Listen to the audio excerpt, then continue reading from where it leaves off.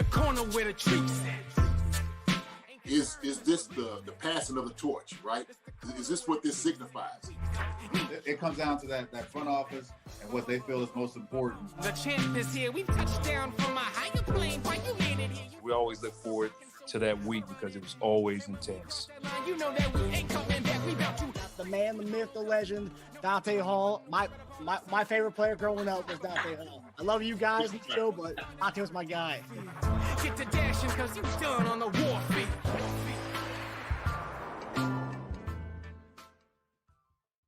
This episode of Chief Concerns is brought to you by betonline.ag. Hey there, Marcus Dash here from Chief Concerns. Just want to comment and say BetOnline is your #1 source for all your sports betting needs. Get the latest odds, lines, and matchup reports for football, baseball, boxing, golf, and much more. BetOnline continues to be the fastest and easiest way to place your wagers, including live betting and your favorite casino and card games available to play right from your phone. Head to the website or use your mobile device to sign up today and get in on the action. Remember to use promo code BELIEVE, BLEAV, for your 50% welcome bonus on your first deposit. Bet online, where the game starts. Hey everybody, welcome to another episode of Monday Morning Tight End and Monday Afternoon. I'm Marcus Dash here with legendary Chiefs tight end Jason Dunn. And today we have a special guest and our guy, Shawn Barber, former Chiefs linebacker, and of course the host of the great podcast, The Process. And you can find it on Kansas City Sports Network. Shawn, how you doing, buddy? Man, listen, man, just so blessed to be on the show. My man JD, he's been blessed to be on my show before. Early in the season, we chopped it up about tight ends, everything it took for this team to start getting themselves back on the path where they need to be, finishing before the playoffs. Obviously, a great start to the year for Travis Kelce. Kind of been slowing down as the season goes. I'm sure Jason's going to acknowledge that. But as far as the process is concerned, the process is always greater than what it produces. I'm having some lighting problems right now. Here we go. I'm back.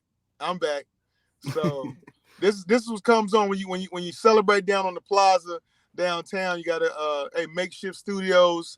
Well, it's an honor to be on Jason and your show, no matter where I'm at. So in between some different charity events, Justin Reed is doing a sip for the cause, where a bunch of his supporters are getting together down at the Monarch downtown tonight in the next few hours. So I'm kind of feminist in between that. So thought it'd be a great opportunity.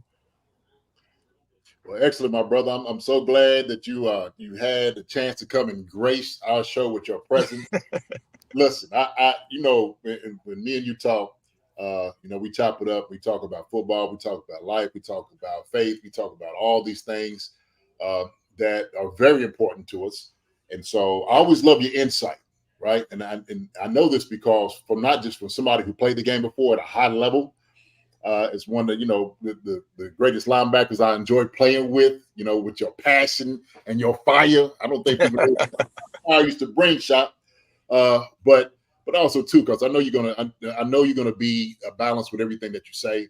It's very thought out, and that was the reason I asked you on the show. I say, man, look, Shot, man, could you come and do the defensive segment of just kind of grading the guys, what you think that they, what they graded out? And you know how we go through the process of grading, film. And so, we get down to the nitty gritty. And I always say this is we always grade the players. Doesn't matter if you win or lose. None of those things matter. We grade them what we see on film, and we go from there. And so I want to definitely, like I said, once again, thank you for being on the show. No, man, let's jump into it. Because, obviously, I've watched the film. We can go position by position as far as defense is concerned.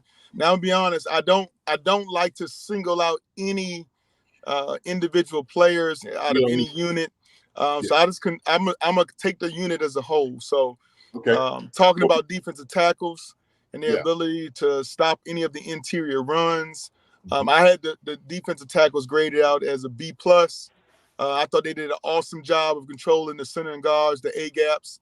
I thought they did an awesome job of collapsing the pocket, not giving Josh Allen any room to step up into we call it climbing the pocket to make his throws, especially in the second half. You saw a lot of the overthrows, a lot of the off-target throws, and I think it's because of our defensive tackles, the way they kind of collapse the pocket from the middle of the pocket.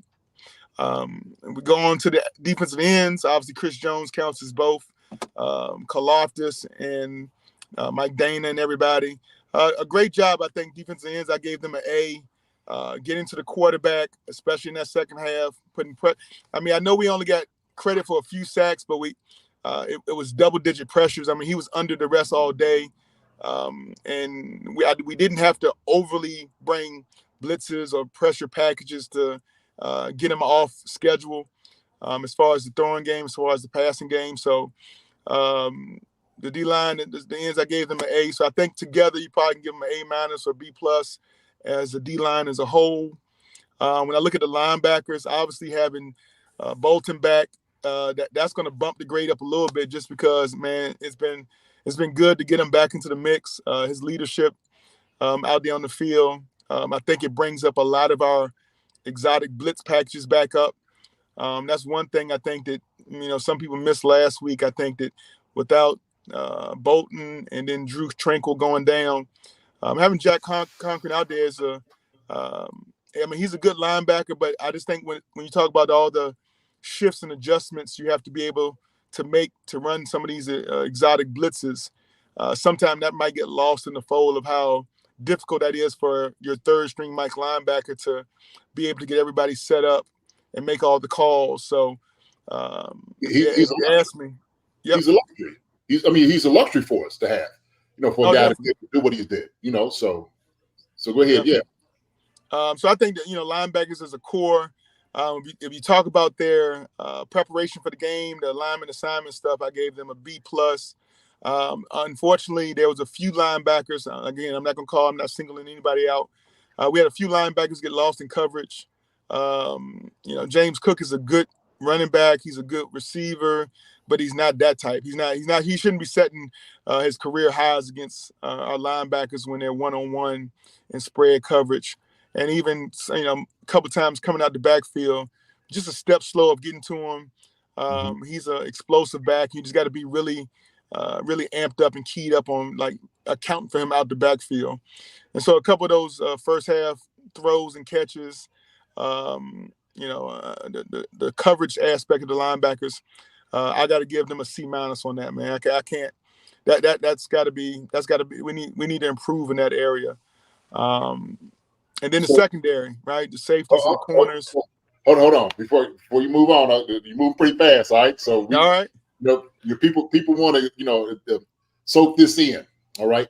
So there was one thing that I seen, like you said, kind of in the coverage, that he looked like we just lost him. We didn't know who had him. I don't know if it was miscommunication in itself, and I seen the one, right? We're not saying any names, but when he came out the backfield and it looked like one of the linebackers came off of him, he was expecting somebody to take him back over the top, right?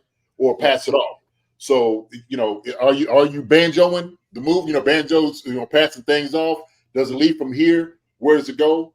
But that looked like man coverage to me, right? It looked like man. So you got him all the way. If you got him initially when you come off, we know this. As soon as you come as a tight end, when I see a linebacker look me up and come directly toward me, I know he has me man to man. I know that immediately.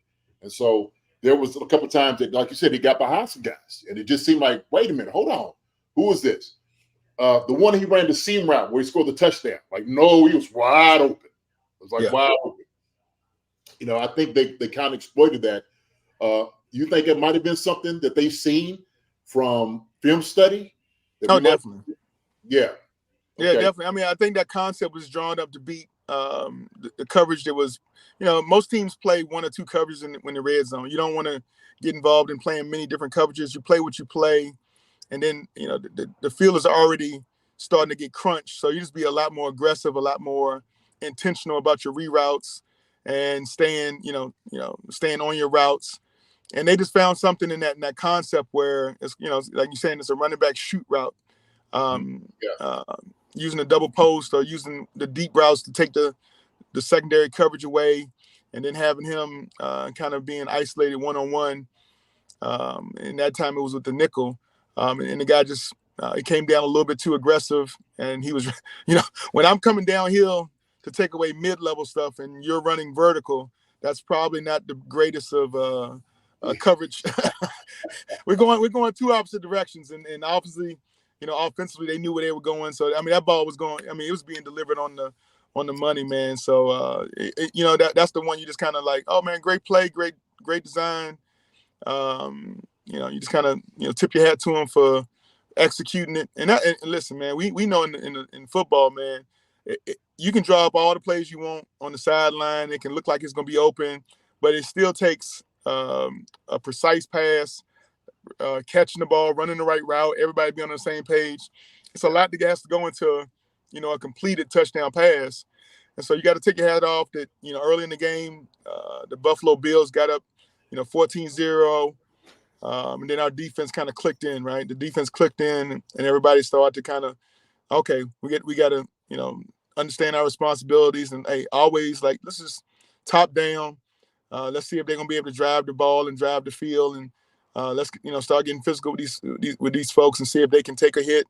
I think as the game went on, man, our defensive prowess kind of started to pick up and definitely started to take notice, especially in the second half. Yeah. And I've seen all of that. I almost had flashbacks because when I played linebacker in high school, I got beat on that same route. I remember I was like, oh my gosh, I know that route too well, going up the middle. But you are right. We know that, obviously Josh Allen is an elite quarterback. He can make all the throws. They're hard to make. But James Cook is a lot better than what I expected. He's just been getting better and better each and every week. I know that because wifey has him on fantasy, and she's always talking about, look, it's Cook doing it. I'm like, oh man, here we go. Talk about it. So, but yeah, man, I know I kind of stopped you in between, but go ahead, go to the secondary. I know you want to go on and get on that a little bit. So yeah, from a secondary standpoint, they kind of been shutting down number one receivers all year long. So they treated Buffalo the same way. It's kind of, honestly, our secondary is almost disrespectful to other teams' wide receivers. You come in here with your top 5, top 10 wide receiver, your top 5, top 10 tight end, and all the water gets shut off. It's no room for rent when you come to Kansas City with these number one wide receivers no more. And Snead is doing an awesome job. McDuffie's doing an awesome job. Williams and Watson. We got 4 guys that are playing it like a unit, and those guys are just, they're being super aggressive at the ball, at the line of scrimmage. They're being real sticky at the top of routes. Then they're actually making plays on balls. Man, I was so, one of those plays, if you remember, it was kind of a half rollout throwback when I think Josh Allen threw it kind of behind the receiver, and Snead was, he was there to make probably would have been a pick 6. He was there waiting to catch the ball, and Justin Reed actually made a phenomenal play to get up under it. Turned around 360, made a play on it, and he knocked it away from his own player. So that was a possible opportunity for an interception, probably a pick 6.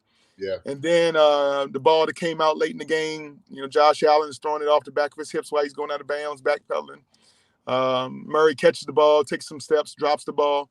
I don't defensively, we had so many guys around him. I don't know how we didn't recover that fumble. That to me, that was one of those, like, it's one of those days, man. Like one of those just bad omen. You got to get that one, right? You just got to get that one.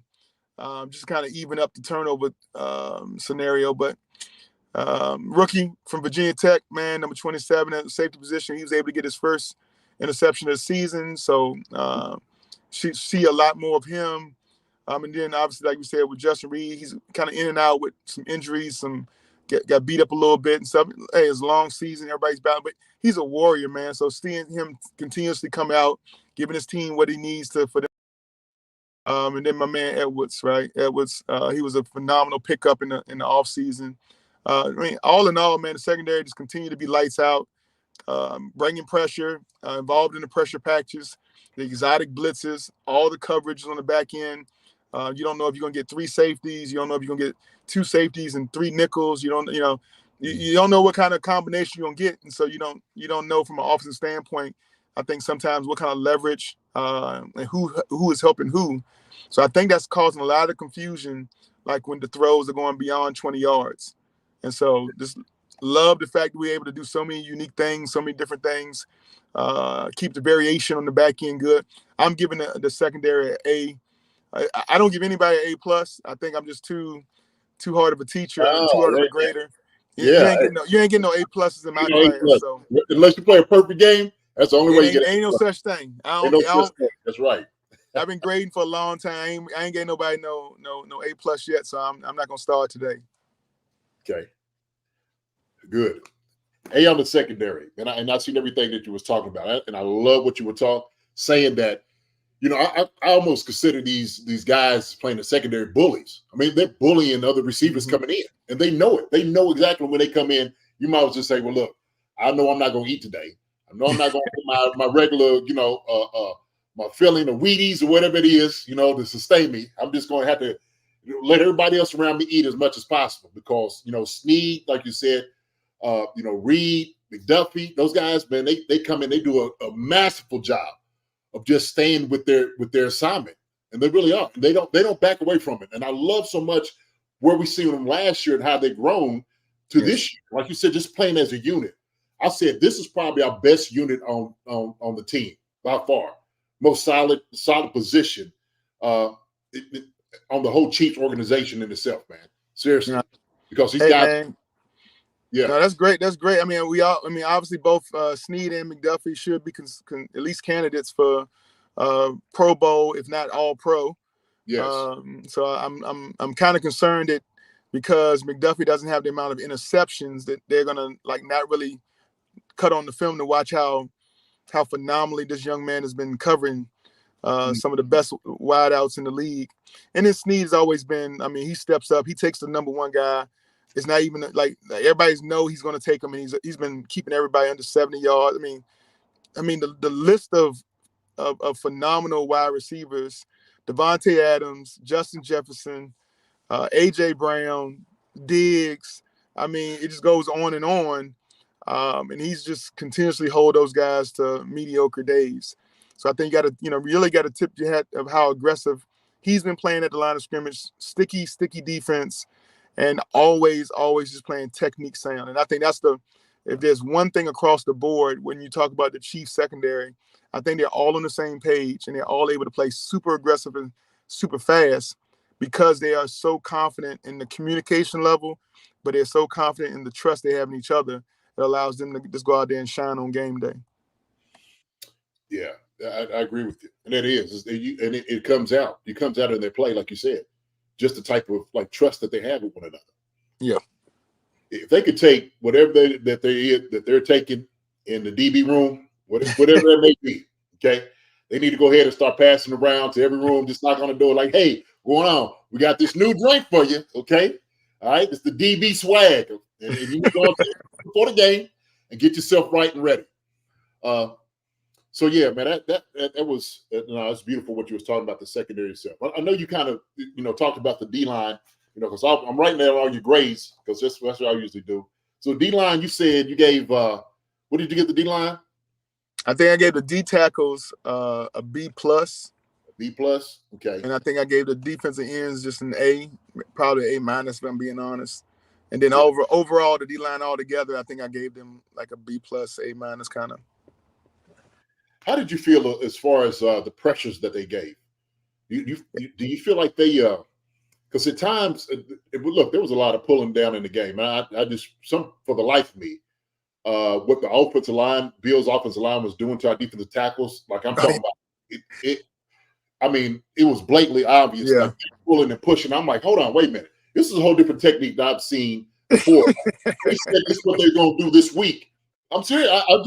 And I'm like, how is nobody calling this out? Yo, just yanking them down by the throats. And I mean, certain things, just like when was this allowed? When did we start allowing offensive tackles to yank you down? But I mean, again, they'll call it every once in a while, but like you're saying, the amount of times it happened, according to the amount of times the occurrences happened, was not even close to equal. So I think overall, man, you just like you said, you might have put the you might have like called it right when you talk about bully ball. I think there was a mindset of Buffalo coming in was like, listen, win, lose, or draw, we got to let this team know that we are serious and we are a physical team. We're a physical organization. And I think that they came with that mentality at the start of the game, and it might have kind of took the Chiefs a little bit off guard, to tell the truth. I saw a lot of chitter-chatter after by Stephon Diggs with the secondary. I saw a lot of, obviously the offensive line. If you was able to see the game live, even in between commercial breaks and all that kind of stuff. I mean, it was a lot of chatting that had to get, the referees had to get in between the players. So I think, again, two highly competitive teams, both playing. They know they're going to be, the Chiefs know they're going to be involved in the playoffs. I think the Bills knew that this was one of the games. They're backs against the wall, so they're playing for their, playing for their lives each and every week for these last 4 or 5 weeks. So that's the kind of effort you saw to that Bills team, and I think that they play like that each week, they'll have a chance to win out and maybe get a playoff berth. But all in all, man, I think that playing that style is going to maybe take a little bit too much energy, too much wear and tear on the quarterback position, and that's probably why you don't want to play that style all season long, and you hope that, maybe can wait until week 16, 17, 18 to have to play that kind of style. So, maybe having the quarterback powers and the quarterback sweeps and him running the ball, that many times is probably something they had to do a few weeks earlier, but the schedule is what it is, and their playoff life is, it's now time for them. Their playoffs has already started, actually. Well, I think, like you said, man, to stay relevant, they knew they had to come in and they had to be like, look, win, lose, we got to come in and we got to make sure we impose our will. We got to do whatever we need, whatever it takes to win. So it doesn't matter. Hey, let them call it. They call it, let them call it. But I'm letting you know, when we come into this stadium, when we play this team, we're coming in to bloody somebody's noses. That's what we're here to do. Period. That's it. Like we're going to be scrapping, we're going to be fighting, because we are fighting to stay relevant. We are fighting to try to salvage our season. JD, that was your mindset every game, so it didn't matter for you. You started that. That was your mindset during training camp. I'm like, yo, this dude calm down. We ain't even preseason yet. You already trying to choke somebody out and stuff, man. Yo, I'm your teammate. I'm like, hey, babe, we on the same team. Do you know that at practice? Do you know we on the same team? You need me. You need me during the season to play the other team. Do you understand that? Why you trying to choke me out and stuff? Well, Sean, you know how they say, man, you play like you practice, right? So I just had to get ready, man. Ain't nothing personal. Hey, man, Sean, this guy get ready. When I'm going against Sean Merriman and all them other guys, okay, and all them other Seans and Phillips and all them. You're right. Yeah, you're right. For sure. But you know what, man? We knew it was going to be a very competitive game. And I think nobody could. We got exactly what was expected. We knew it was going to be a barn brawler, just going out swinging for the fence every chance that they got. And so Marcus asked this past week, well, who's more desperate? Is it more the Bills being desperate or the Chiefs are desperate? Who needs to win this game? I said the reality is both of them in a sense, right? Chiefs are obviously playing for the first seed or the number 1 seed, to try to make sure they put themselves in a better position, especially to set up in the playoffs. The Bills are trying to salvage their season in any type of way. So we knew it was going to be a very competitive game last night. My thing is, and there's been a lot of things kind of alluding to this, that everybody's talking about, the penalties, okay, the refs and whatnot. And, I'm not going to get into this because it's a whole long different thing. I'm going to do all that and I get you off of here, okay? But to me, when I'm sitting there looking at championship ball, okay, what these guys have been playing, if our defense continues to play the way that they're playing right now, we're going to be fine. We're going to be all right. It's almost like you're sitting there telling the offense, hey, listen, all you need to do is score 21 points, 3 touchdowns, 4 touchdowns, and we're going to win the game. We'll take care of the rest, right? I don't care who it is. We done seen the best offenses coming into this stadium, or we gone to them to go see what they can do. And we've been able to go ahead and shut them down. And so I think if the defense continues to play at this high level like they do, okay, Spags keep calling a masterful, brilliant game like he has been calling it. Spags has been lights out to be this entire season. I mean, really, he's got all the weapons and the things that he needs to put guys in action. I think we're going to be fine. I think we're going to be fine defensively. So Do you have anything else, man, that you needed to add as far as defensive wise? Okay, real quick. Okay, I know what I want to ask you. Yeah. That whole little spat. Okay, me and Marcus talked about this last night. The little spat between Chris Jones, okay, And Joe Cullen. and Joe Cullen. Yeah. Okay. Tell him it's a nothing but. How do you feel about it? I told him it was really a nothing but. These things do happen, But go ahead. What do you think? I mean, they've been battling for each other, pushing each other to. I mean, when you want somebody to go from being good to great and from great to elite, that's not an easy. It's not easy to motivate guys and push guys to get to that next level. And so there's certain buttons you have to push to get people to, require more out of themselves than they can even do on their own. So that's a really fine line of how to encourage and motivate. You're trying to motivate the player. The lead, obviously, Chris Jones is the leader on the defensive line. He's trying to make sure that his guys are doing what they're supposed to be doing, and he's trying to motivate them. So, we've seen it happen so many times. It's just par for the course. It's just when you're on the battle, when you're out there on the football field, man, like it ain't nothing personal. Like everybody's just trying to do whatever we got to do to win. We can kumbaya, have a drink, and cheers and hug each other all after the game, but in the course of that 60 minutes, man, like, sometimes you don't have time to figure out what's the nice way to say something, right? You don't got time to figure out how. Let me make sure you're in the right mode or mindset for this criticism, for me to give it to you the right way. So, hey, man, you got two grown men out there. Coach Cullen is an awesome motivator of men. He's a leader of the entire defensive line. He takes a lot of pride in getting to the quarterback. And so, hey, from an alignment, assignment, execution, anybody who's not doing their job, it don't matter if you're Chris Jones or who you are. You got to have you can't wear that pride on your shoulder. You got to go ahead and just accept the coach and the criticism and then move on. Use it to motivate yourself, and then Chris can turn around. I know I've seen him sometimes give an earful to his teammates about certain things. So, I think they all find a way to continue to work together, grow together, continue to get after that quarterback.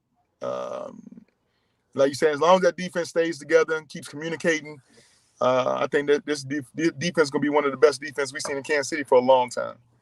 Oh, yeah, I agree with you. Well, and I hope they don't break up the band at the end of this season, man. I hope they, too. Keep the bass playing. Money talk. At the end, once the season over, it's money talks time. That's money. So up until then, man, we'll see. As of right now, Shawn, I don't mean to make you have a guessing game here, but if you could bet on one of these guys, who have a lot of free agents on the defense, so between Chris Jones, Snead, Willie Gay, do you think of those guys? Do you think Snead or Jones has the higher probability of coming back? If you think one's going to be gone, between Jones and Snead, which one do you think will be gone next year? If you had a guess, hopefully neither, but if you had a guess, yeah. I mean, I think the important thing is to realize that it's going to be. I mean, in free agent, you got other teams that are going to value these guys probably a lot more than we value them. I mean, we have a luxury of cornerbacks here now, even though they're super young. I mean, we got a whole secondary full of them. So, I mean, you can't just always pay everybody what they deserve, and that's just the God honest truth about it. So if everybody wants to come back and everybody wants to take a little bit less in order to come back and run it back and have the defense that you are good at, be a part of that defense again, then you accept a little bit less to come back. But a lot of these guys in a situation in their careers where, hey, if this is the first time for you to go get paid, and you're talking about the difference between a $15 million a year contract and an $18 million over 5 years, that's $3 million. That's another $15 million you're talking about. So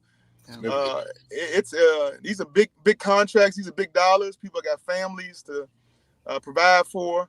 So I mean, all in all, I would say that the majority of these guys, I'm gonna say the majority of these guys are probably gonna end up leaving with free agent money coming after them. Just because at the end of the day, that's gonna be the nature of the game, man. You kind of play yourself into a position to be able to earn a certain amount of money, and then when that money is able to be attained, I think most players on that second deal, you got to go ahead and go get paid, man. Well said, man. Can't keep everybody. That's it. That's it. Can't do it. So when a guy's sitting over there and somebody's dangling a big old bag of gold coins in front of him, like, hey, man, we're going to help you over here. You're going to be able to do whatever you want to do. And, look, and guys do believe, it's not just about the money. Also, you do believe that you have a hand in making a team a lot better, right? To give them a chance and opportunity to go to the Super Bowl. And so you won Super Bowl, you a Super Bowl winner. You're like, look, maybe I was the missing ingredient. Maybe I was a guy, okay, holding these things together. So if I give this other team that, and of course they're gonna fluff you. They're gonna be patting on your back, man. Look, oh man, you the greatest thing I've seen since sliced bread. I ain't never seen nobody cover like you in a long time since Dion. They start, whatever it is. I think they'll try to cover guys, no doubt about those things. I know you said the three: Snead, Jones, and Willie. And you had to look at the strategic moves. That's why I look at it. Shop, I think, kind of what you were saying too. We got a plethora of young guys at corner. They've been learning from Snead a lot. Same thing with Willie. There's some linebackers here that we've gotten that have been kind of producing. We're going to give you Willie Gay. Will it be Willie Gay? No, not necessarily. My only thing is, I don't know if there's another Chris Jones out there that we can go get. I haven't seen one on our D line, right? This is me. This ain't shop talking. This is JD talking. Right? Don't get on. Shawn Barber said, no. JD is sitting there saying, I think Chris Jones is a talent in himself. To me, it would be very hard to let a guy like that go and try to get somebody like that in free agency. There's a few guys that's out here, but Chris Jones just doesn't grow on trees. He just doesn't. Okay. I know everybody was upset with him trying to get his money or trying to get paid. To me, for one, I was like, they need to find whatever they need to find. Go get the change out of the couch or whatever. Borrow from your uncle or auntie, Veach, but you need to get the deal done with Chris Jones. So that's me. That's my opinion. All right, Shawn. I know you got to get going. I know you got some festivities tonight. You're seeing Justin Reed, and I'm sure a lot of other Chiefs players tonight. Thank you for coming on. We'd love to have you back on because we love getting the defensive side of the things talking about. I know JD does a great job with it, but you're phenomenal, Shawn. Man, I appreciate that, man. Obviously, man. Hey, man, happy holidays to everybody's family. Obviously, man, y'all just continue to keep doing what you're doing, man. Chiefs Concern, awesome podcast, a bunch of wealth and knowledge. Your listeners should be they're being blessed by having you two come and break down all the nuances and all the details each and every week. Appreciate it, my brother. Hey, man, enjoy you being here, man. Thank you so much. I appreciate it, man. Love your shop. Like I said, say what's up to the boys tonight, man. Y'all have a good time for a good cause, I know for sure. All right, y'all be safe out there. Okay? Sounds good. Happy holidays, buddy. Yes, sir. And of course, you guys can check out Shawn's show, KCSN, The Process. Great show. Again, it's much like this show in the fact that we got real deal guys talking about what they've seen, and obviously, it's a little bit more football life, kind of how our show is in many respects. But yeah, Shawn's show, The Process. JD's been a guest on that show before, and of course, Shawn's been a frequent guest on Chief Concerns. But yeah, Shop does a good job of it. I was just talking to him because we were just talking. We get on and we text one another during the game, after the game, all through the course of the week, and we talking ball, talking shop. We just we get into it. We get into the nitty gritty of these things, of opinions, and so there's a lot of us on the text feed, and we kind of give our insight on these things. And so it's always good to have somebody who's shot with his type of knowledge, his playing experience. To come on here and just really give us some great information, break some things down. That's a breakdown from a defensive side of a guy that understands, Spags, who played in Spags' defense. He understands it, played under Andy. So he knows those things. And I believe Joe Cole, if I'm correct, they crossed over when he was at Richmond. I think that was his he was a defensive coach while Barber was at University of Richmond. So he knows the guys on that system. Yes, he does. He knows them real well. Real well. So, but so obviously we're gonna head to the offensive side of things. But I just want to get your. We'll talk more about this when we preview next week's show, but or next week's game. But Mahomes kind of talked about on the radio show today. He apologized for kind of melting down about the play with when he was shaking hands with Josh Allen. Now you probably saw the clip where he's talking to Josh Allen midfield.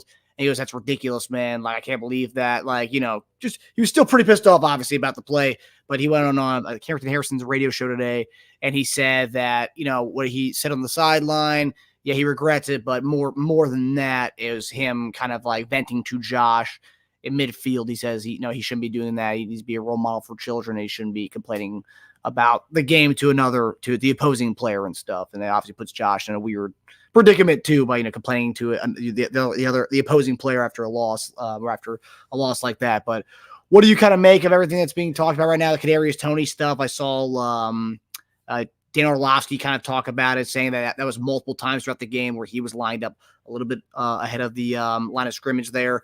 So like when you see that, when you see that kind of stuff where it's like, oh man, like that's a problem that kind of goes beyond this ref officiating problem. So that was very interesting to me for them to bring that up, and I'm glad he did it. I'm really glad he did it. And so what we're seeing was this was an issue that Kadarius Toney had been doing the entire game. Now, through what he was saying, from my understanding, and we was talking about, is always asking the official. The official is supposed to be the one on him that he gives thumbs up to or moves him back or should say, hey, you on the line, you're not on the line, right? So the thing is, I talked to an NFL official today, okay? And he made it very clear to me, all right? Matter of fact, I might even I can read some of this stuff off. I can actually send it to you. Matter of fact, I told him I could get him here on the show. Ooh, okay. JD, anytime you want me to get on the show, I would love to. And the reality is, he said, we don't really have to give any type of warning. We don't have to give a warning whatsoever. Now, we might, with our foot, show him exactly where the line is. So if a guy looks over and it like gives him a thumbs up or, maybe a head nod, he said, I could show him where the line is, and I can either give him a nod or not. He said, it's all a courtesy to me. It doesn't, I don't have to tell him anything. I could tell him, I could yell out there in the middle of it, like, hey, you are off sides or lined up. The thing is, it's still incumbent upon the player. Dan Orlovsky said it was incumbent upon the referee, and it isn't. It's not on referee to get you back. We know what the line of scrimmage is. You got a big line when you look in. Look, when I'm lined up outside, I have a big line that I'm looking at where the ball is and where all the other guys are lined up. It's not hard for me to look and see that I'm right in line with all those other guys. It shouldn't be, okay? So I don't know if he's not looking or he's not backing up. My thing is, why put yourself even in that predicament? It's something that is as simple as getting lined up on the line of scrimmage. Why is that an issue? Why is that? Why are we being faulty with something as simple as that? That's the problem I have with it.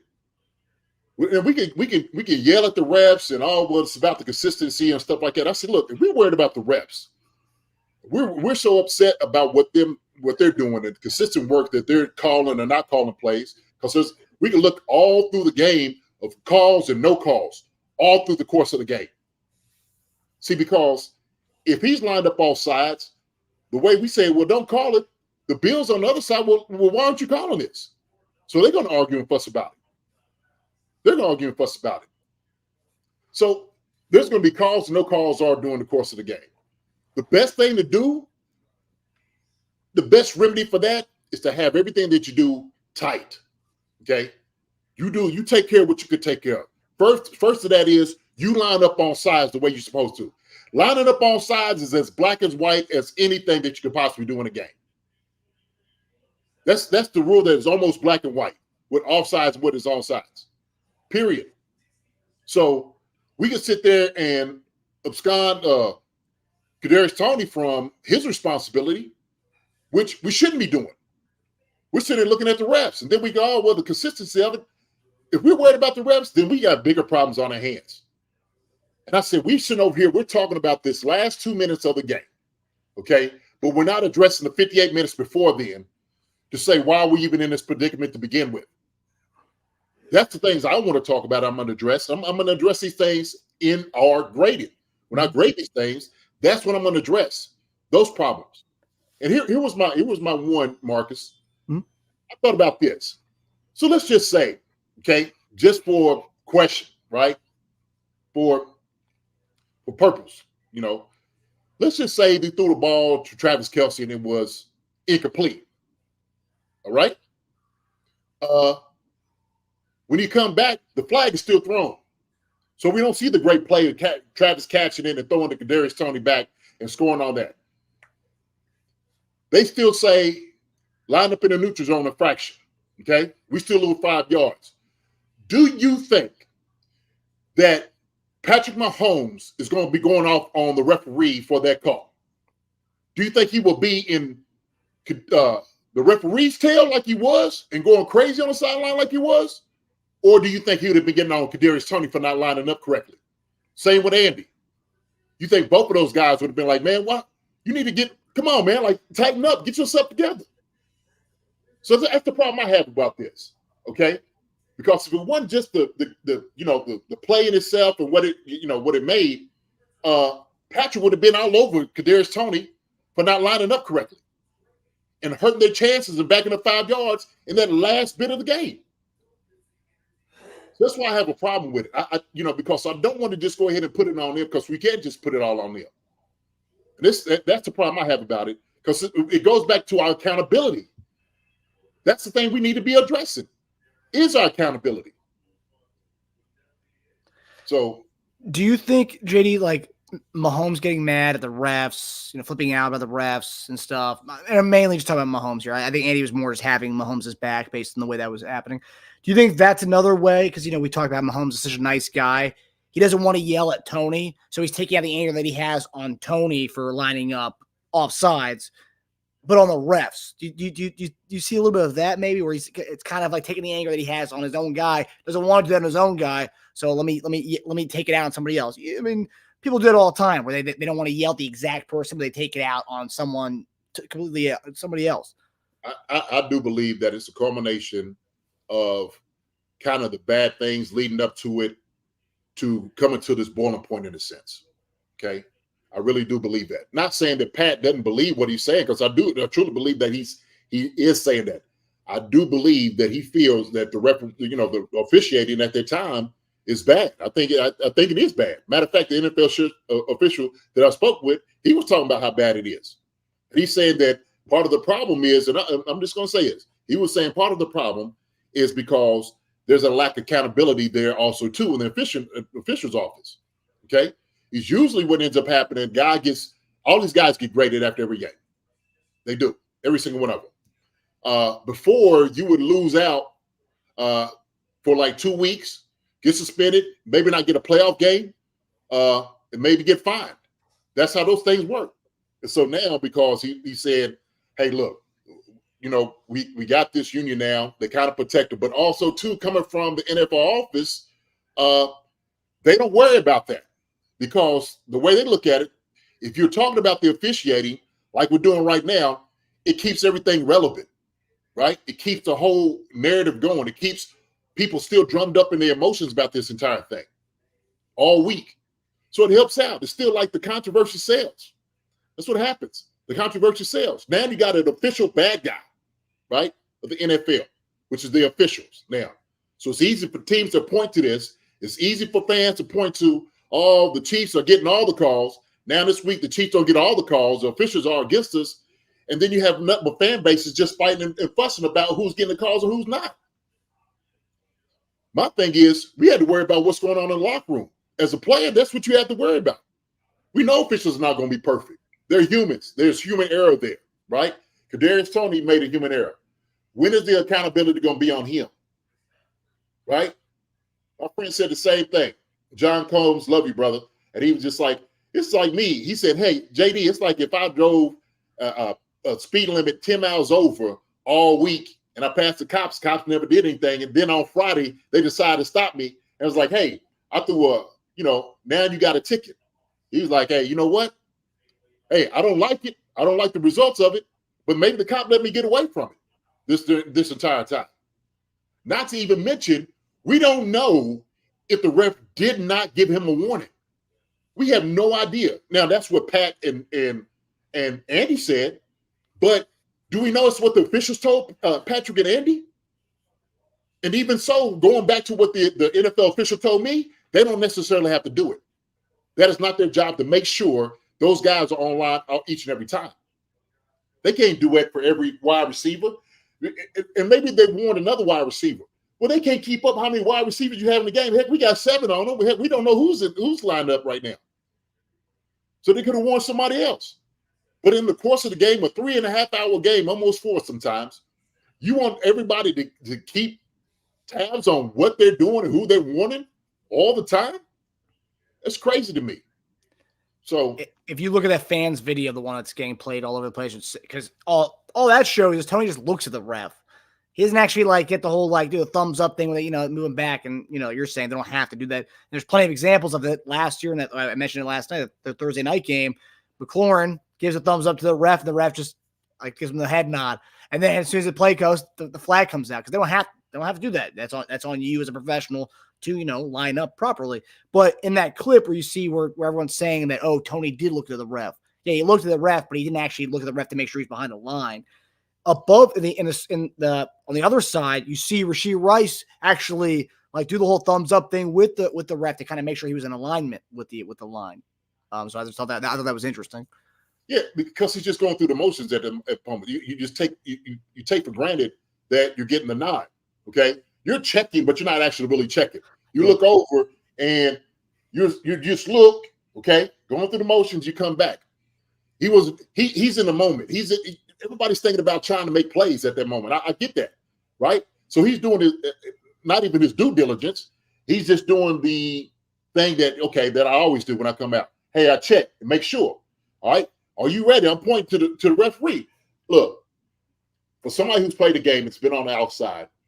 Plenty of times I looked over on the side to the referee. Sometimes he looks at me, nods. Sometimes he doesn't.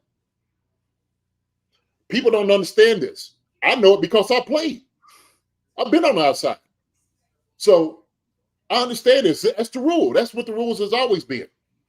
So I know Dan was sitting there, or Lapsky was sitting there saying he's supposed to give me a warning. No, he does not. And he's not supposed to warn you each and every time you do it. So when they sit there and the NFL is telling me when it's blatantly done, then they make that call. Hold on. Matter of fact, shoot. Let me do this. Uh-oh. So I wasn't going to do it.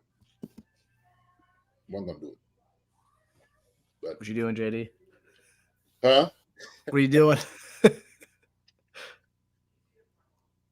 me see if I got it. No, I'm just.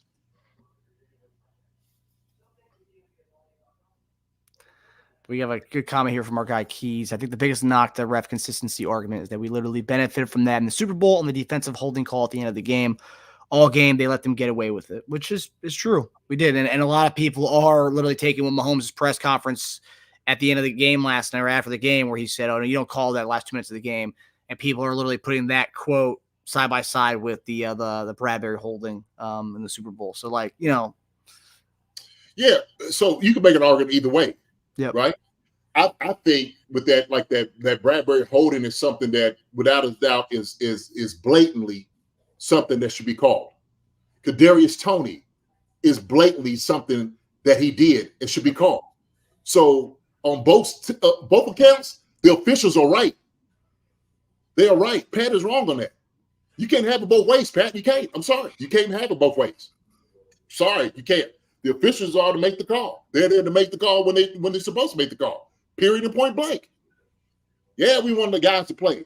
My thing is, look, don't worry about it. We know we're not going to get those things. You have got to make sure, okay, that we got our stuff right. So Don Peter, Jason, are you defending the rest? Come on, Don, you know me. Don, listen, you know me. I'm defending the fact that we need to have our stuff ready and together. And the thing is, I understand the refs have a hard job. I understand the things that they have to do, okay? I am defending the call that he made, okay? If he's wrong, he's wrong, right? That's period. That's how we got to look at it. We have to make sure, and see if a guy is wrong, he's wrong. Because if it's on us, if Von Miller's lined up all sides, okay, we want them to make that call. Yep. If Von Miller comes back there and sacks Patrick Mahomes at the end of the game, we would go high overhead in heels about him being off sides. And we'd be adamant about them making a call. He is lined up both sides. How do you not make that call? Right? So then we'd be pissed off because we didn't make that call. So we can't have it both ways. We just cannot have it both ways. Yep. Gina, Chiefs, did you guys mention what Dan Orlansky? Yeah, we mentioned it. And I said in my thing, Dan was wrong. Don't have to be a warning. Let me see if I got this real. So guys, look at the ball, at the wideouts, the guys that are out there. Look in and look at the ball. You know, it's not supposed to be, hey, give them, give them a warning. You don't give them a warning. If they line up incorrectly, it's a foul. Okay. It's a foul as soon as they do it. But you try to do as much corrective or preventive officiating as you can by telling them yay or nay, that they're on or, you're either on or off the line. So you try to help them as much as you can, but when it's so obvious like that, you've got to call it. Okay. All right. Did you hear that? Yep. Okay. So, like I said before, we don't know if there was warnings throughout the game. All right. But we're telling the referee at the end not to make the call. We're telling him not to do his job. I get Pat saying we want guys to be able to play. Well, we were pissed off. We let guys play and jumped on MVS's back last week. We were pissed off about that. We let them play. We let them play. Okay, you got what you wanted. We let them play. But didn't go our way. Did not go our way. Pissed off about it. Pissed off about it. So my thing is this, okay? I wanted to address more so our responsibility and accountability as players and as a team more so than anything else. I want to address the 58 minutes in the entire game instead of just the last two. Yep. And that's where this thing has gotten to the point where it's gotten so big, right? That what you don't do is you don't start looking at your own house and maybe your own mess, okay? And maybe your own responsibility mistakes.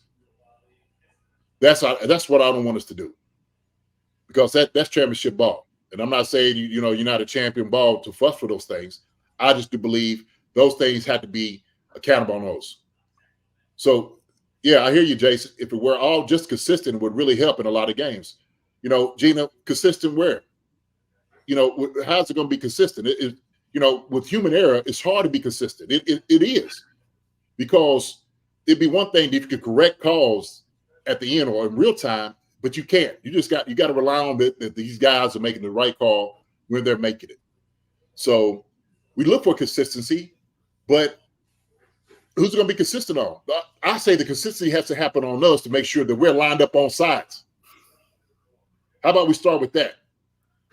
We can get to all these other things. Yeah, he was Kadarius Toney was off sides, but no, but Kadarius Toney needs to be on side. Period.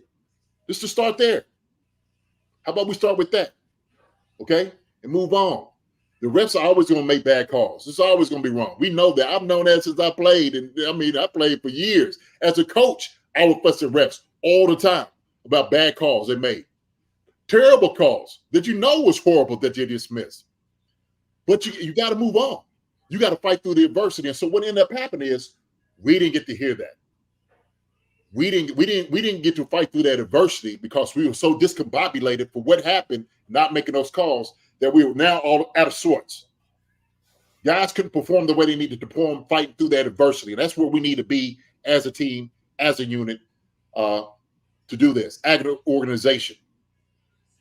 And once all the emotions simmer down, okay, you seen Andy come in and say, hey, look, Kadarius told me that he didn't really check, or he didn't know that he checked. He didn't check with the ref like he should have checked, okay? And he's willing to move on from it. Andy was like, yeah, or Patrick was like, yeah, I shouldn't have probably said that with the Josh Allen after the game. And I get he's caught in his emotion. I don't never fault Pat for that. Not at all. Not at all. My thing is, I don't want this to be what we're hanging our hat on, hoping the refs gives us a call when we know we're not going to have a fair shake every week. We know this in football. This happens in the course of a football game that we're never going to get a fair shake. Period. It's not. We're not going to get all the calls. I said the same thing. Juwan Taylor took him 4 weeks to get right in, his lineup. They're gonna keep calling it. Hey, you can keep getting away, get away with it. You keep lining up the way you want to. Guess what? They're gonna keep calling it. Yep. Oh, you picking on it? No, he just needs to line up correctly. So once you address that, no more calls. That's crazy how that works, ain't it, Marcus? Yeah. But during the course of that game, though, you saw, and this is the one thing, too, where it's the double standard aspect of things. There's plenty of times in that game yesterday with both tackles, and I get it's the rule, and that's where the consistency part comes in. But because let's make sure we don't even have to deal with that consistency part, just do it by the letter of the law so we can't have to rely on them calling the foul or not calling the foul. But, again, Buffalo Bills, both tackles, multiple times during that game where they were doing a little bit of what Juwan Taylor was doing at the beginning of the season and what Lane Johnson does every week of the year. But, like, you were seeing them get off early, but then I don't think they called it once yesterday in the game. So, right. Yeah. Rick Henderson, they saw Tony. Why didn't they see Von Miller? Von Miller went lined up all sides. When the angle of that video of that picture is a bad angle. The angle shows that he looked like he was off sides, but he actually go to the sideline of it, the sideline view. Von Miller wasn't off sides. He was close to being off sides, but he wasn't. So the same thing. If he was off sides, we need to go ahead and make that call. I'm right there with you. I'm all for making calls. I am. Because sometimes those calls are going to go our way. Sometimes they're not. All right? So let's just go ahead and take care of the stuff we had to take care of. Looking for consistency in human error, that's the only thing that's going to be consistent. You can guarantee human error is going to come into play. It is. Until we come up with a better system, okay, that you can almost overturn a call and a guy can challenge that, a coach can challenge a call that you made, I think that's the only way that you're going to be able to do it. But if right now, we gotta rely on these refs making those calls. And if they're not having any type of repercussions from this on some of their calls, then what else are you going to do? You might get a call for an apology. Hey, you know what? We're sorry we made that call. We've got those before. I've been a part of those games. Hey, coach, you know what? You were right. We had coaches. Coach Milton came to us plenty of times to say, well, we wrote it to the refs. You know what they did? They wrote us a nice letter back. You're right. We missed this call. We ain't going to come back and win the game. Not going to happen. Yeah. So we've seen several games being determined like that. That's where you pull out the whole Bill Belichick, the on to Cincinnati stuff. So, and ironically, we're playing Bill Belichick this week. So on to New England this week. New England, man. That's how it is. Before we get to New England, I and this is something that you kind of mentioned earlier, there's a whole 58 minutes worth of game that, happened before these last 2 minutes. And that's what the show's about. We're going to get into pretty much the play of what we saw. Barbershop did a great job talking about the 60 minutes of defense. Outside the Kadarius Toney play, because I know a lot of people just want to talk about that. There's 58 minutes of ball that we could have won this game when this conversation would have never happened. It maybe just been a fun play Kelsey would have done to try and put more points on the scoreboard that would have been called back, and it wouldn't matter anyway. I'm curious to see your grades tonight, JD. Yeah, so I'll go through it, and it's when you look at it, the first half, man, was horrible for us. I'm not horrible. I'm not gonna say horrible for us. Okay, but we can get things going. We was getting shut up in the first half until the second quarter. We decided to kind of turn it on. All right, we needed a spark. We needed things to change around and be different. But I'll start what I got on a wide receiver core on the outside. Okay, I'll just start with them. I really believe that our wide receiver core, they did a decent job. I think, we talk about the guys that came in and started to play. We still worried about the rotation, what we're looking at in the wide receiver room. Now, it was much better than what it has been. I think they started putting in this a grouping that was probably advantageous for us. Okay, and you've seen guys making plays. Kadarius Toney coming in, giving what he gave. I love that. Absolutely love that. I know he had that one drop, but he made a lot of plays. He did a great job for us coming in. We need to see some more of Kadarius Toney. We do. We need to, in lieu of all the other stuff, we need to see more of Kadarius Toney. Okay, all right. He's better for us if we got a guy like that in making plays for us on the team, on offense. Rashee Rice, same thing, coming in making plays. Ran some good routes, got some good balls, caught some good footballs. The fumble. Now, we addressed this. I said this last week, Marcus, did I not? I said, the thing is, against Green Bay, 2 of them had came out of his hand that we almost lost. And I said it's going to cost us. I said that. And that's exactly what I meant. And the reason is I said that is because guess what? Beholding what happened to us, we lose one in this game. Those are the things I'm talking about we need to emphasize. Those are the things we need to eliminate. We need to eliminate turnovers. We need to eliminate those things. Focus issues. Line up on sides. Those are the things we need to eliminate. So with the wide receivers, Justin Watts got us a ball. MBS caught us a couple. Guys came in, man, and played a pretty good game. They played a pretty decent game coming in when they needed to. And there were still times that we were off, and Richie James came in, caught a couple balls. I think we need to see a little bit more out of him as well. So with that, I gave the wide receivers, man, I gave them a C+. I gave them a C+. If the fumble, C, I'm gonna give them a C. Shoot, I ain't gonna give suckers no C+. That's a C. That's what that is. No, for real, I had C+. I'm scratch out. That's a C. Just thinking about it, because those things that happen at the end should not happen. The fumble, the drop balls, the lineup off sides, that's on us. Those things should not happen. Those are focus issues. Those are accountability issues. Those are things these guys need to tighten up on, period. Point blank, okay? So I gave these guys a C. This is obviously more coaching, but we mentioned this in the postgame show last night. Last play of the game, it says, this is it. You have Kadarius Toney, and I know Kadarius Toney just had the offsides or whatever, but he's still, as you mentioned, one of the most dynamic players on our team. He's a player that defenses have to kind of keep note of when he's on the field. And then also Rashee Rice, who's not even close. He's our number one guy. Outside of Kelsey, he's our number one guy, eating up all game long. Yeah, he had the fumble, but which I loved about this, JD, and you probably obviously took note of this.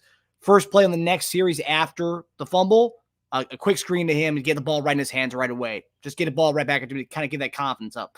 So, these two guys on the last play of the game a play that we need to first down to continue the game, keep it going, they're on the sideline. And that's not a receiver thing. That's a personnel grouping thing. And I think that that personnel groupings this whole year have not made any sense. They still continue to make it. They're making a little more sense now because we're starting to see a certain amount of rotation coming in with certain guys. But the rotation at the end of the game, most pivotal play of the game, and these two guys aren't in, made absolutely no sense. Well, I'll say this, and because we don't know, at least from the coach's standpoint, what coaches feel that these players can do well, then that, like you said, that might just be a coaching decision in itself. Okay, so they may feel like Kadarius Toney and Rashee Rice might not run the best routes, deep balls. Okay, or get him as a first down, or getting wide open and running basics, or running in those zones. I don't know. That could be it. That could be it. I'm not sure. I'm not sure whatsoever. Only one that can answer that is the coaches. The coaches are the only one that can answer that. All right. They're not going to tell us anything. They're not going to be, forth giving with the information of saying this is the reason why we did that, or other than, hey, we trust these guys that we put in there. Right. That's what a coach would say. We trust these guys that we put in. Okay. So I don't think they will put a guy in that they don't trust, or they like, oh man, you need a breather right now. Well, we're just going to put these guys in. No. Obviously, they trust the guys they put in. But when I look at the route combination, to me, made no sense whatsoever. Made no sense whatsoever.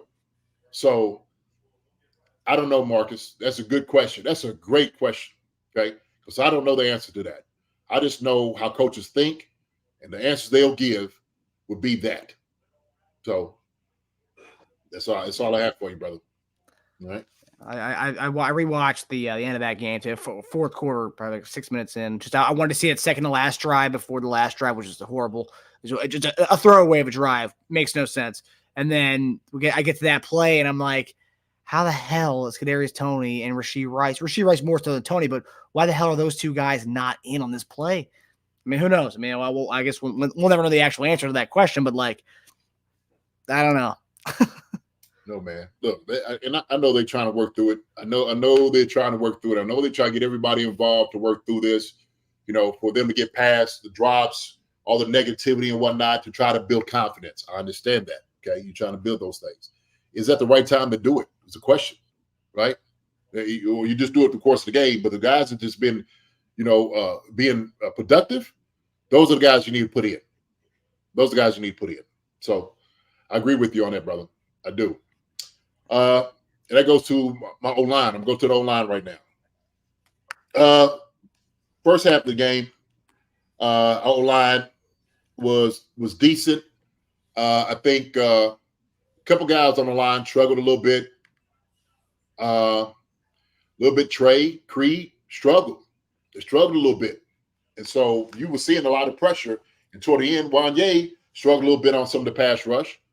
Juwan. And we still have to work on the twists and the stunts that they were given. But if you got guys one-on-one, they should not be able to get in there and pressure Pat. And all they need to do is get pass off his grass so they make an errant throw or a fast throw. And I think they did enough of that last night just to get him off, just to get his game off somewhat. Okay. Run game, masterful. They killing everybody. Absolutely killing folks. I'm talking about just running over, road grading the defense, linebackers, and everybody else. So our run blocking was superb. Our pass blocking, not so much. Not so much. So I'm going to give our offensive line a C+. I'm give them a C+. Because sometimes those pertinent parts in the game, I didn't think we did a good job as far as keeping those guys off Pat like they should have. Should have gave Pat more time to throw the football. And so he deserves that. He worked hard, man. And at that moment, you got to hunker down and make sure nobody gets back there and pressure Pat. You have to. And I'm talking about depleting guys, whatever you need to do, scrappy. And that's why I was talking about that. The Bills' offensive line, them suckers did everything. They clawed, grabbed, pulled, and guess what? They didn't call it. The refs didn't call it. They held Chris all game long. All game. And everybody. They snatched the Minahu down, no telling how many times. I mean, they was up in their jersey, up in their neck and stuff, and they never called it. They never called it. So, yeah, they let them play the game, right? They let them play. Let them play. They let them play. They never called it. So I was pissed off about that, man. I was pissed off about that. But I gave my guys a C+. Had to do a much better job in the pass protection, giving Pat a pocket to throw the ball and give him more time so he can do his work. Pat shouldn't have to always be the magic man running around trying to make plays. He shouldn't have to. Sometimes he just needs to sit back there and just deliver the football. Without the magic man, we don't get shirts like this, JD. But he's still gonna do something magical, right? Even if you give him that, he's still gonna do something magical. But he don't have to. Man, you want to pull a rabbit out of his hat all the time? Yeah, he's got different tricks. Okay. What did you make? I know you mentioned Wanye. First start. He has to go against a wily veteran. Von Miller may not be the same guy he was 10 years ago, but he's still Von Miller. First start having to go up against him. I thought he looked amazing in the run game, specifically the run game. But what did you make of his overall performance for first start? I mean, he did a good job. He did a pretty decent job. It wasn't superb, but he did a decent job. I mean, he still got slower feet. It's just NFL speed. It is NFL speed. And I'm watching how he's clicking his heels and he's moving back. I watched a lot of Wanye in his pass protection. And that's the reason they lined Von Miller up out there. There's a reason. Oh, you got a rookie now? Von Miller's like, give it to me. Please, let me have it. That's why we had to go chip. We had a chip for Wanye a couple times. We had to because Von was over there. And rightfully so, as we should have. Because Von Miller is Von Miller. I don't care if he's still one or two steps behind me. That's Von Miller, okay? We better recognize him and pay him the respect that's due to him. Okay, so, but yeah, Wanye played. I think he played a good game. Man, he's going to be a good tackle for us. He is. Okay, I like him. I like his work. I like his hunger. But he's going to be a good tackle for us, man. He did a good job for us. Yeah. Good job. He's going to save us a lot of money in the long run too. Yeah. We'll see. Mm-hmm. So going to our tight ends, all right? So Travis Kelce, look, you could say Taylor Swift in the stands. If that is what juices him up, then so be it. Let it be then. Let it be. But, all of this he's done lost a step and all that joker looks as vibrant as ever, making guys miss, having 2 or 3 guys getting around it. The rubber band man, not letting guys hit it and getting open. Travis Kelce played a great game last night. That one last part, and Pat was right, like, oh, you're negating something. That's still going to go down on Pat Travis making a play, man. It's just crappy as ever. And so that just goes to his brilliance as a player and understanding about the game. So Patrick, Noah making blocks. They opened some holes up for CEH and McKinnon last night. Did a great job. Blake Bell came in and did a good job. Yeah. I love that. I love 12 and 13 personnel. 12 personnel is better for us because you got more receivers out there for us. Okay. But 13 ain't bad. I love a third down, a 3rd and 1. Now it looks different. A 3rd and 1 looks different now. We look more confident when we run the football because we should be running the football. But yeah, they look good last night, man. So I'm gonna give my guys. I'm like Shop. I'm gonna give these guys an A. It's my tight ends, man. I'm gonna give these guys an A, and I love it because not only was it what Patrick was doing during the play, but it was what he was doing in between plays. I mean, Patrick was pushing guys. He was mouthing at guys. He was letting them know, look, I'm still Travis Kelce. Yeah, sucker, this is still me. He was letting them know. So I love that fiery part of it. You see Taylor up there, hugging guys. It's all cute, man. It's funny to me just watching it. But he played a great game in front of his boo. He did. He played a great game in front of his boo. And he showed he had still that little that yak in his step because a lot of people have been questioning his yak, and that looked like vintage Travis Kelce. It looks like someone may be finally healed from an injury that he had right to start the season out, which a lot of people, when they talk about Travis Kelce, they totally forget and they don't even mention it. It's like, whoa, he had an injury to start the season out. Okay, so maybe he's coming into his own now. Mark, you ain't supposed to say that. You making sense. You making too much sense. You ain't supposed to say that. They don't stay with the narrative. You not keep up with the narrative, Marcus. Yeah, you're right. Seems like he's getting better, right? Seems like his body is starting to heal. He's getting right back into who he was, the man. So that's what my boy's getting, man. I give him that. Now let me go here to the running backs. Oh yeah, man. Yo, I've been talking about this guy, and I said I have no doubt in his ability and what he can give to the team. And I think what he's done is he has really grown into his role. He accepted it for what it is, and that's CEH.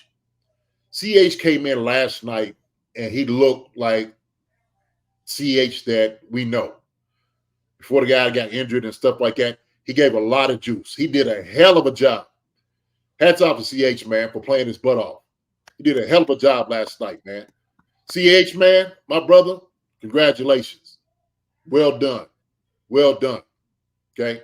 And I'm going to pass it on over to your boy, McKinnon. Well done, McKinnon. Jet came in, did a masterful job. So we know these guys on offense, McKinnon and CEH, hey, we didn't know. Well, I knew what they was going to do without Isaiah Pacheco in there. But Pacheco was right there cheering them on. Every time they came to the bench, he's right there with them. Okay? I love that little group. They had the nearest Prince, he ain't saying nothing. I see him just sitting there silent. I'm like, who was that over there? I'm like, that's Prince over there. As silent as ever, like the real Prince. He's got the same demeanor. But, yeah, man, I'm running backs. I'm going to give these guys a B+. I'm going to give them a B+, man. They did a great job yesterday, finding the holes, slashing, dashing, making extra yards, scoring touchdowns. Yeah, I give these guys, man, a B+, man, for real. Tremendous job by CEH and McKinnon. What I loved about CEH's game, yeah, he averaged just under 4 yards a carry. Well, what I loved about it was the fact that it seemed like this is something that like it never made any sense to me when we drafted him. He excelled at being a receiver out of the backfield, and it seemed like we kind of really never went to that role for him. I don't know if it was injuries or we had different ways about how we thought we were going to utilize him. But yesterday, the one route that stood out to me, the one play that stood out to me was his long catch that he had where Pat rolled left, then threw back, and was that screen on the other side, and CH let the blocks develop and all that stuff, and he had like 15-yard catch on that whole thing. But like in my head, I'm like, why? I mean, I know he may not be on the team next year going forward. That'll always be a mystery to me because I feel like a guy who Andy Reid was, who had Jamal Charles, who had Brian Westbrook, two guys who could catch the ball out of the backfield, and he did great things with them out of the backfield. It just never happened with CEH for whatever reason, and I don't know. But you see flashes of that. It's like, wow, he actually can get him the ball out of the backfield, receiving the ball. Like he looks damn good at that. No crap, that was what he was great at in college with Joe Burrow in that offense. Mm-hmm. It's going to be one of those mysteries to me how that never really happened in Kansas City, but if we can get little flashes of this at some points like he did yesterday, I love it. But it never makes any sense to me that it never really panned out in the way that I thought it was going to pan out. Yeah. But the thing is, I mean, you never know what you're going to get, right? You just never know what's going to happen. Barring injury and all those different things that can happen on the football field with guys. Yeah. I mean, it's really like a crapshoot. You just hope guys stay healthy all the way through, and you get what you want to get out of them, right? Or what you said, what I expected to get out of this guy. But it was good for him to come and just show the reason why we did draft him. Okay, in the Spurs. And we need to do more of that of the back out the backfield catching footballs. Because that concept of crossing guys up, you run the guys short on the shallow, the wide receiver, then you have the back coming out of the backfield the other way on the back end of it, always open. And so we know one-on-one with a linebacker, he's at a disadvantage.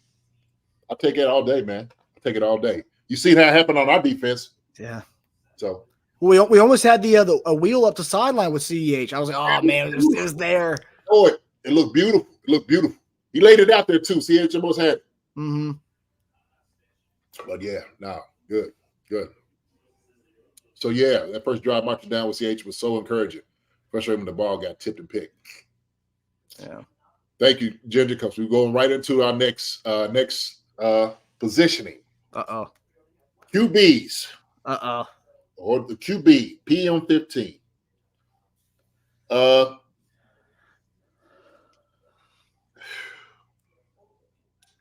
I always talk about I'm always going to grade Pat harder because of the standard I know he sets for himself and how he sets his standard for who he is, his legacy in the NFL and what he gives. I know he can't have a perfect game every week. There was times that Pat played masterfully. There's times he could have helped us out. I think some of the passes he made were telegraphed, were almost like he didn't read the defense at times. He didn't give it enough time for things to develop. Okay, and I don't know if it's just because he was anxious to try to make plays and try to do things, but it just seemed a little. Some of the plays just seemed a little off to me. Some of the balls that was in the dirt seemed off to me. Some of the time of things just seemed a little bit off to me. Okay, and it's just me. It's my own opinion. This is JD's grade. You could grade him however you want to grade him. Okay, but I'm setting him the standard as the best quarterback in the business, in the NFL. That's how I'm gonna grade him. And so, Pat, for me, toward the end of the game, I never doubt Pat at all. Never. Because he is the best right now. I never doubt it at all. And I know anytime 15 has the ball in his hands, we have a shot, we have a chance. I don't care how much time we have on the clock. I'm going to give it him all day. Hey, what quarterback would you give it to at the end of the game? Patrick Mahomes. That's who I'm going to give it to. That's bottom line. Oh, you ain't going to? Nope. Not Brady. Nope. Patrick Mahomes. That's who I'm going to give it to. Okay? That's who I'm going to give it to. I hate that because of that penalty at the end of the game. Kind of took his head out of it a little bit. Okay. And he was affected by that. And it was hard not to be. Okay. And, you know, he's human and he get emotional and these things do happen. But leader of the team, you have to regroup. You have to refocus. You got to be the at least the sole person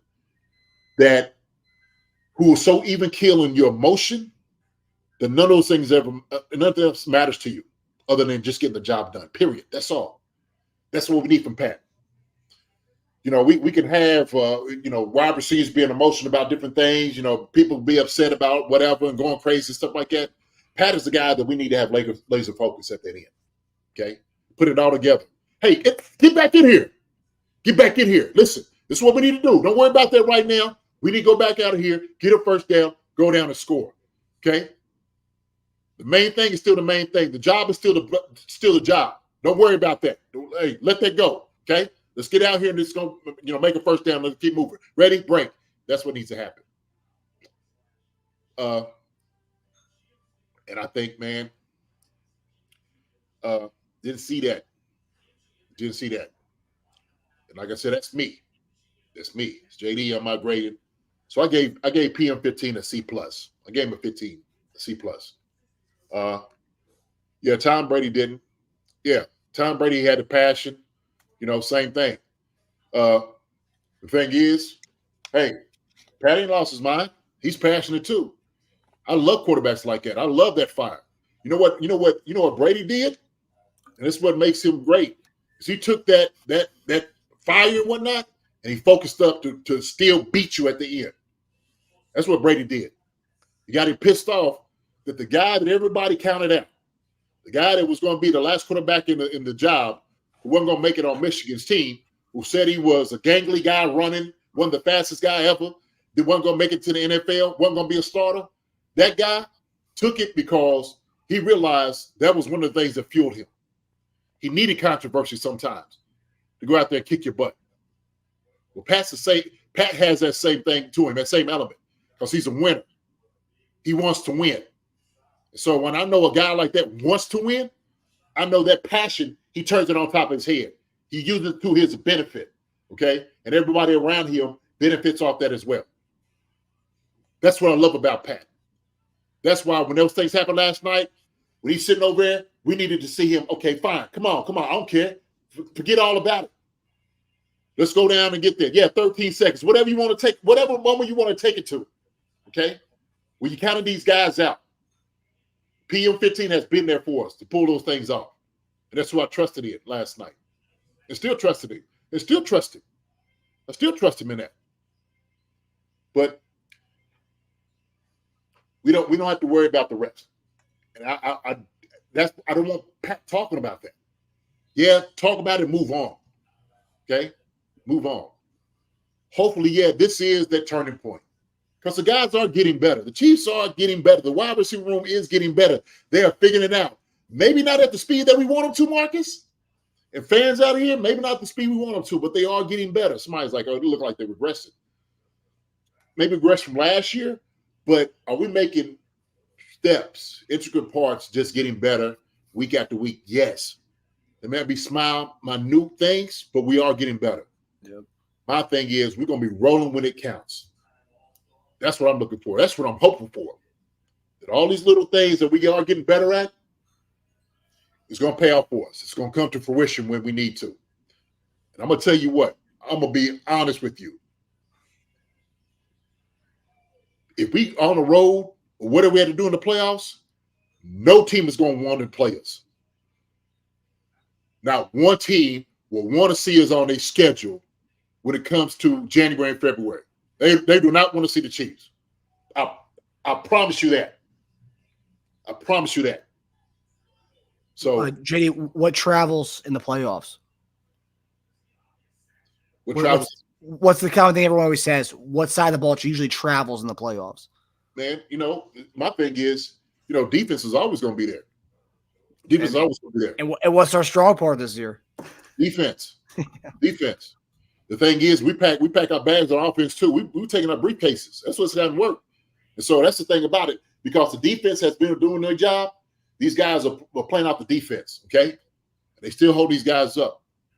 They ain't bending anything. Ain't no time to panic and go all these different things. Ain't nobody worried about those. Shoot. If you're worried about it, no, you didn't get, man, forget it. Hey, whatever. But I guarantee you, nobody wants to see the Chiefs in the playoffs. Nobody. Nobody. So I still got us winning it all this year. Shoot, all the other teams that you say are good in the AFC, I've seen them, they were talking about it. The team that the Chiefs have beat, the Jags, the team that the Chiefs have beat, Miami, the teams the Chiefs have beat, okay? Philly, the one that we should have beat and had. Lions without our two top three guys, most beat. They make the Super Bowl. I'll put us up against anybody. Anybody. And Baltimore doesn't look like world beaters at all. They almost lost to the Rams at home yesterday. Hey, man, Mark Andrews not being there hurts him tremendously. It hurts him. That's a security blanket for a lot of years. Him not being there, and they don't look like world beaters like that. Nope. So I wasn't worried about the Ravens anyway. They're a good team. We know that. Spags gonna have something dialed up for them. And like Barbershop said, give us your best wide receivers. We done handled them. We don't win against the best wide receivers in the game. Yeah. Justin Jefferson, A.J. Brown, Tyreek Hill, Devontae Adams. Who else? Who else you got? Stephon Diggs. Who else you got? Who you want to name? Ridley. Shut him down. Ridley? Who else? Who? That's my point. Like, you start looking at the names, who's the top receivers? Okay, Chiefs, got them. Shut these suckers down. Shut them down. So, hey, man, I'm on it. Well, that's the way it should be, brother. Yeah. I mean, it's going to be a nice bounce back spot next week. One thing we did talk about, how Tom Brady kind of embraced, that him getting pissed off, feeling like, always had that chip on his shoulder. That was the first time. This is why everyone's so harping in on this whole Patrick Mahomes stuff from yesterday. No one's ever seen Patrick Mahomes. Mahomes has always been this cool, composed guy, like nothing ever gets to him. That was the first, obviously, not counting him being pissed off about his injury and having Andy Reid not letting him back in the game. Not counting that, but never seen Mahomes flip out like that, whether it be on, the refs doing the whole the thing with Josh Allen in the middle of the field, just being that upset about it. We're about to see what pissed off Mahomes, when we actually visibly piss off Mahomes, looks like and what he does on a football field in 6 days. Because I can't wait. I think we might have an example being laid out in New England next week with what Pat does when he feels pissed off, and with a little bit of a chip on his shoulders. I think we're going to see some good stuff next week, some fireworks. I think, and I hope at least. I do too, man. We keep building on it. At this point, it's like, look, man, we just got to keep building on our wins. Our little small victories that we have, we got to keep building on those things. Eliminate the bad things that we can control. We can eliminate those penalties, or lining up on sides. We can eliminate those things. The drop balls, the fumbles. We can eliminate those things. We need to focus up, period and point blank.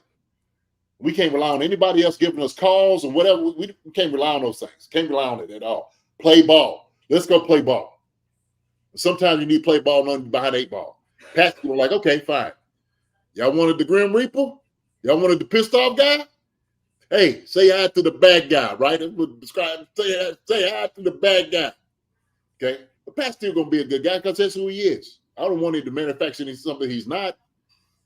I said that. But he can still have that little pissed off chip on the shoulder. That's fine. I love that, Pat. I love it. Now let's redirect it to the guys that you're going against on the field. Okay, not the zebras. Yeah, exactly. Especially to a team that a lot of people think are tanking. As of right now, a lot of people say the Pats are tanking for potentially Caleb Williams next year. The Pats are? Yeah, that's the rumor, and also they're probably going to trade Belichick when the season's over. I don't know, but that's a team that's kind of reeling, and then you're having a team that's pissed off with a pissed off Patrick Mahomes.